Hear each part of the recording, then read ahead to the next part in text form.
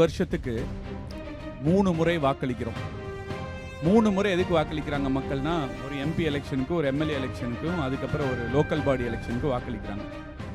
எதுக்காக வாக்களிக்கணும் அப்படின்னு ஒரு கேள்வி வருது. ஏன்னா எலெக்ஷனை பற்றி இத்தனை சேனல்ஸ், இத்தனை டிபேட்ஸ் இவ்வளோ போயிட்டு இருக்கிற பட்சத்தில் எதுக்காக வாக்களிக்கணும்னா, என் வீட்டு பிரச்சனையை நான் பார்த்துக்கிறேன், அதை தாண்டி பொது பிரச்சனைன்னு ஒன்று நாட்டில் இருக்கும். அந்த பொது பிரச்சனையை தீர்க்கறதுக்கு நானா அனுப்புனா என் தெரிஞ்சவன் சொந்தக்காரன் ரெப்ரஸன்டேட்டிவ் அனுப்பிட்டு இருப்பேன். பொதுவான ஒரு ஆளாக இருக்கணும், அதனால மக்களால் தேர்ந்தெடுக்கணும் தான் சொல்கிறோம். இது எல்லாத்துக்கும் தெரிஞ்ச ஒரு விஷயம் தான். நான் ஒன்றும் சயின்டிஸ்டாக இது ஒன்றும் கண்டுபிடிச்சிருக்கேன்.